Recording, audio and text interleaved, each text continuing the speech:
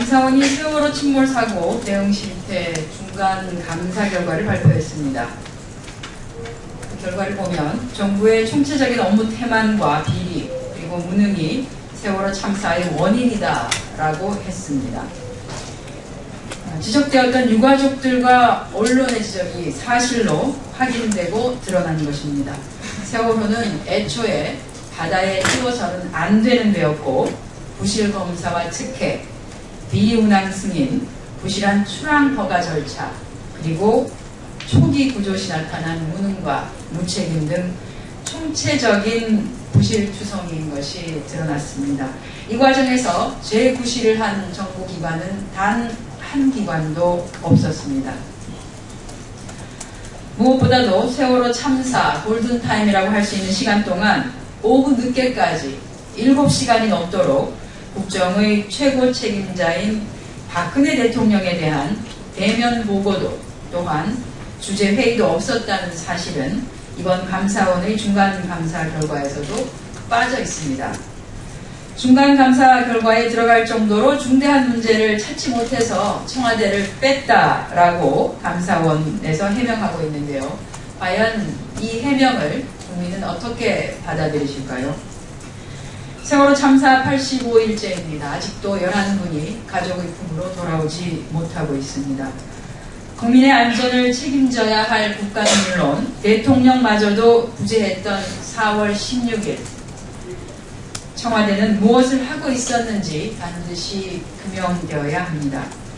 청와대 기관 보고를 앞두고 있는 세월호 국정조사에서는 이번 참사와 관련해 성역 없는 조사가 제대로 이루어지기를 바랍니다.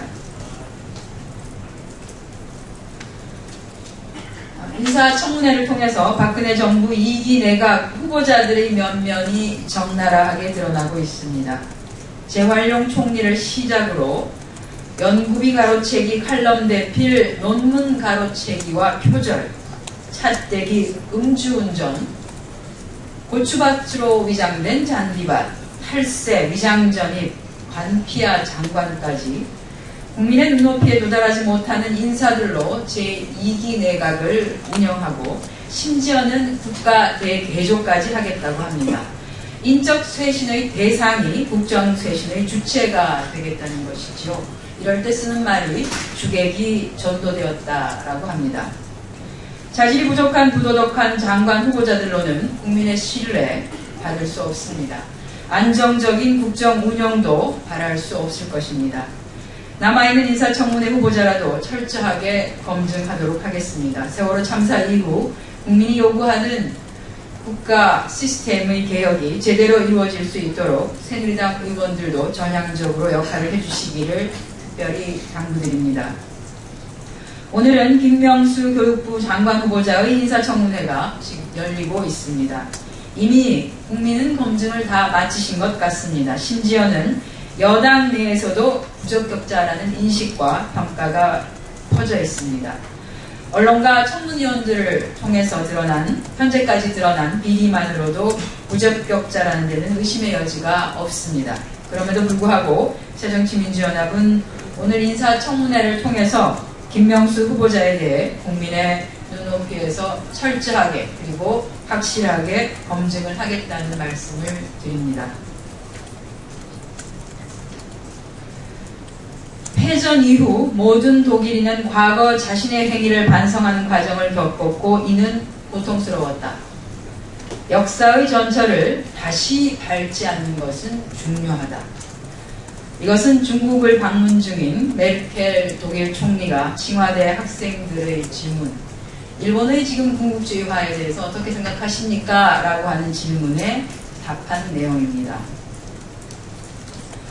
일본 정부 역시 자신들의 침략 행위가 타 국가의 국민들의 어떠한 고통과 상처 그리고 상흔을 남겼는지 직시하고 진솔한 반성의 시간을 가지는 것이 필요합니다. 고노다마를 재검증하는 행위가 아닌 고노다마 발표 때의 초심으로 돌아가야 할 것입니다. 지금 시도하고 있는 과거 군국주의 국가로의 회귀, 이러한 시도는 주변 국가로부터 환영받을 수도 또한 평가받을 수도 없다는 것을 조속히 깨닫기를 바랍니다. 자신들이 행한 행위를 되돌아보는 것 당연히 고통스러울 수 있습니다. 그러나 그것을 뛰어넘겠다라고 하는 의지가 있어야만 일본은 진정 국제사회로부터 제대로 환영받을 수 있을 것이라는 것 알아주시기 바랍니다. 이상 오전 현안 브리핑 마치겠습니다.